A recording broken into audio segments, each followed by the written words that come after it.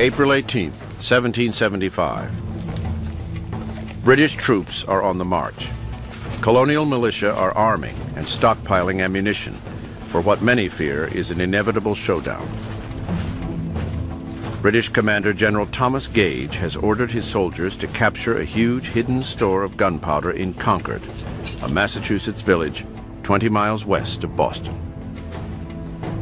The British detachment that marches out of Boston, roughly 800 soldiers, march out knowing that the countryside is on the verge of armed action.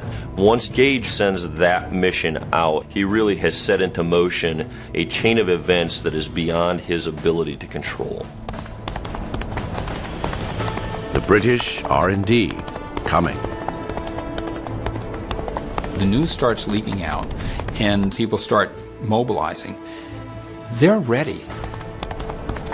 Out into the countryside to spread the word goes Paul Revere, whose engraving of the Boston Massacre fanned the flames of outrage 5 years earlier. Poems and school books will one day mythologize Revere's midnight ride as if he were the lone heroic messenger. But in fact, he is just one part of a whole system of communication. Paul Revere is one of dozens, then scores, and literally hundreds of messengers going every which way. Bells are ringing, the shots are being fired. So before dawn, hours before dawn, the whole countryside is mobilized and knows what's happening. They arrange a signal. One lantern light in Boston's Old North Church if the British are coming by land, and two if by boat. British troops row to the Cambridge side of the Charles River and wade through reeds and thick marshland to begin their overnight march to Concord. At around 1 in the morning at Lexington, Massachusetts, farmers, blacksmiths, and shopkeepers gather to intercept the British at Lexington Green. 130 civilians, some too old, some too young, most with no formal military experience, stand ready to risk it all against the world's most feared army. These were men who literally felt under attack. And in fact, they were under attack. The British Army were walking out to seize colonial property, and they felt compelled to defend it. 2 a.m. After an hour of waiting, no sign of the British. The night's chill sends many home. Others choose nearby Buckman's Tavern to await another alarm. Most hoping it will never come.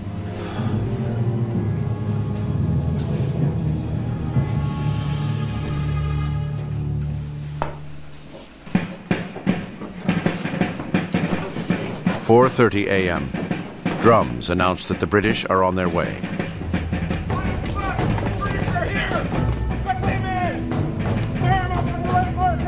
I'm sure the mood on Lexington Green was extremely tense.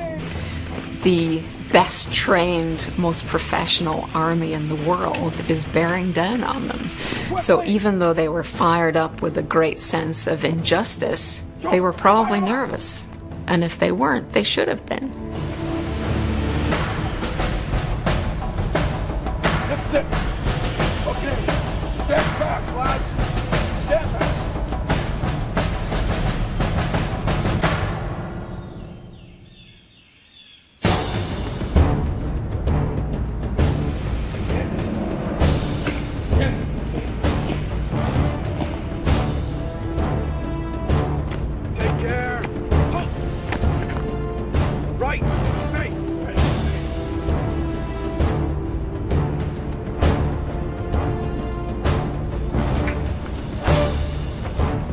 Both sides eye each other suspiciously, both sides not wanting to take a misstep.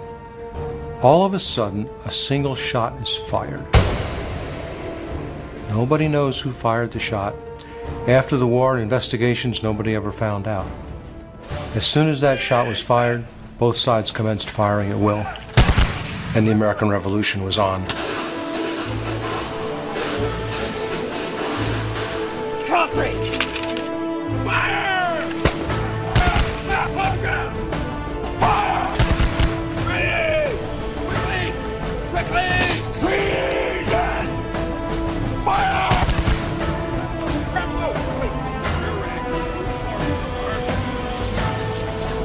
In less than 2 minutes, 8 militiamen lay dead, 10 wounded. It really lit up the newspapers everywhere. Blood had been shed, and there was really no looking back after that. But it's not over. The British continue their advance to get what they came for, the colonial ammunition stored in nearby Concord. Along the way, detachments of redcoats storm into local homes and ransack for weapons.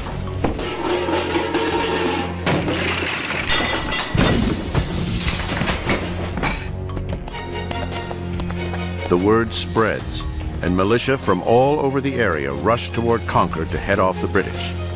This time, it's the Americans who are coming. They find not just the Concord militiamen, but all sorts of other militiamen coming and still coming and still coming and still coming. The British are certain they can swat these militia away like pesky flies, and find that they cannot, that they've encountered hard-fighting men. The British are badly outnumbered. They are forced to retreat. 16 miles separate them from the safety of Boston. 16 miles. On foot. They are sitting ducks for armed and angry colonials. It is a trauma they won't soon forget. All the hills on either side of us were covered with rebels, so that they kept the road always lined and a very hot fire on us, without intermission. Henry de Bernier, British soldier.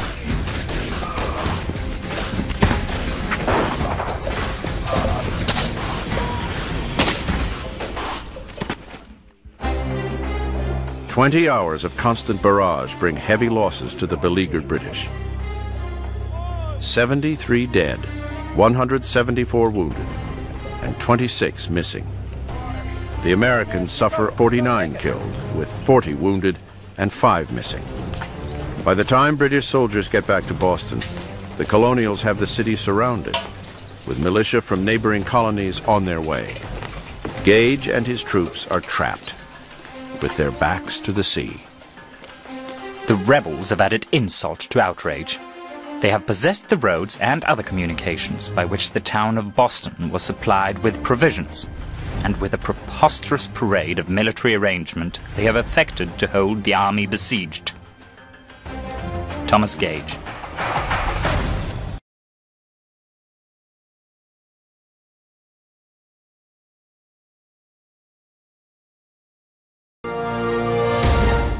The colonial soldiers are about to meet their first test.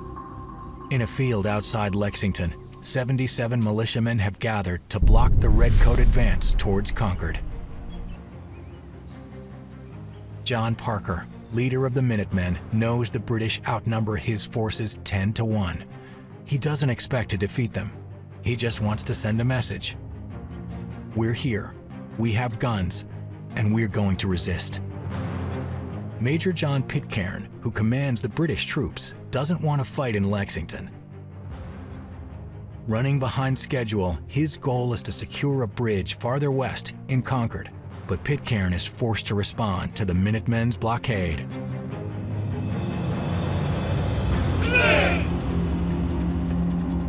Lay down your arms.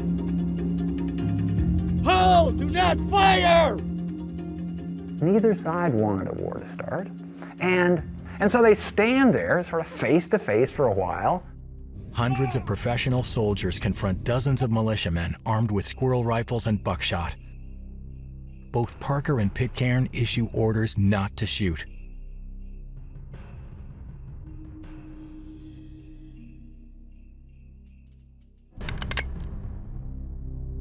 And somebody fired. And to this day, nobody knows exactly who fired. Was it a British soldier? Was it an American soldier? Was it a bystander? Who knows? The shot triggers a hail of British bullets.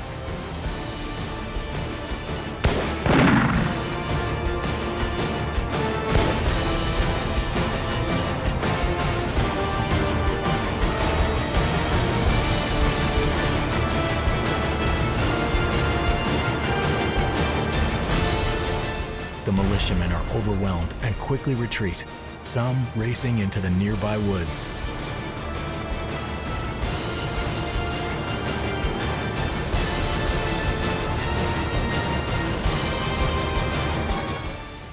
In 15 minutes, the Redcoats have routed the colonists.